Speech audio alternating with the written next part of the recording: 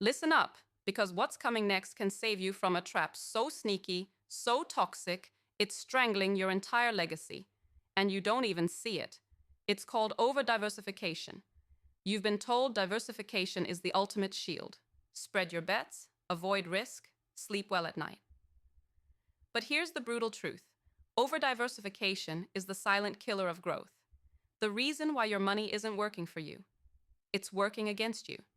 It's burying your potential under layers of noise and confusion until you can't even tell if you're winning or losing. Feeling that frustration, that rage when your portfolio looks like a messy salad with 100 ingredients but tastes like nothing. You're not alone, and it's about damn time someone broke it down for you without the usual fluff. First off, stop thinking diversification means all of everything. It's a lie. You feel it. It gnaws at you. The sinking feeling that no matter how much you sprinkle your money around, you're not winning big anywhere. You want control, power, certainty. Over-diversification steals that from you. You're not a charity, and you don't need to throw your capital at every shiny opportunity or index out there just to reduce risk. That's how your portfolio becomes a graveyard of mediocre returns and lost opportunities. It turns your investments into a blurred mess that leaves you paralyzed, unable to act, unable to see clearly. It's a trap built by fear disguised as wisdom. Here's the first fierce truth. If you want to avoid the pitfall of over-diversification, you need to ruthlessly define your core themes. Identify the handful of ideas, markets, or sectors where you hold genuine expertise and conviction. Not broad industries, not vague trends, but pinpoint them like a predator locking on its prey.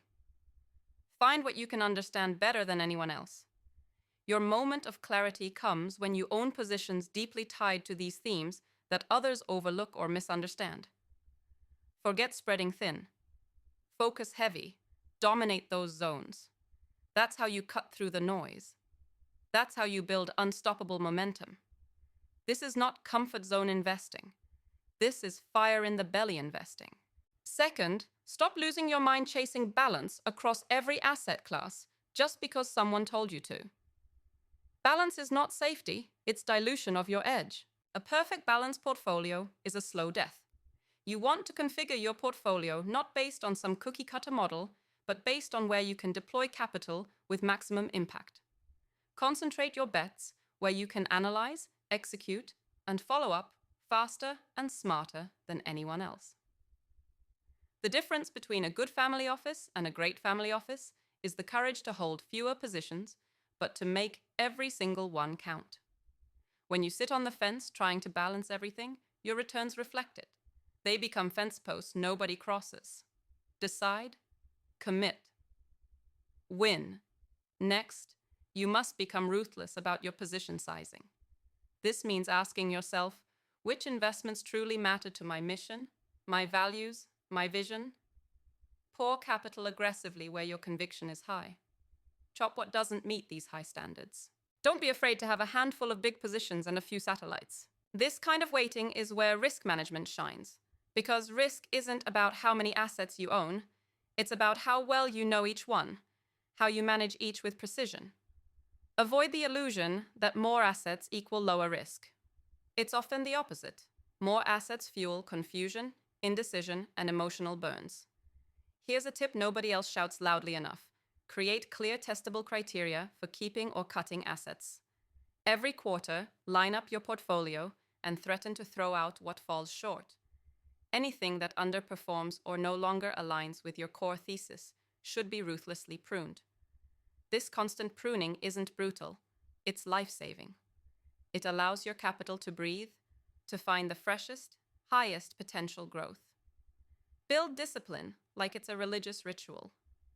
Discipline protects you from the seductive trap of just holding, which is the road to over-diversification disaster. Listen carefully. Your family office must build feedback loops that give you real-time, no bullshit clarity on what's working and, more importantly, what's not. No delays, no excuses. No second guessing. This means building or integrating tools that track performance, risk, and the connection of each asset or strategy to your overarching mission.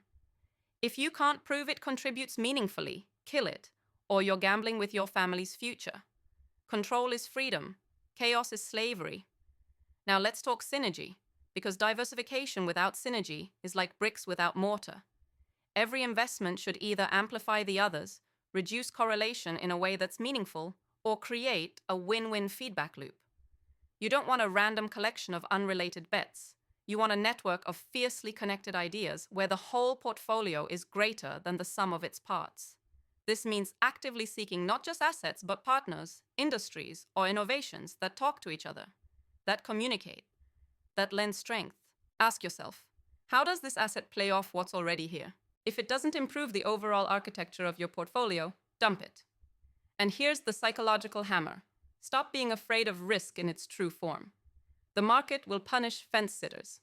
You need to grow comfortable with managed boldness.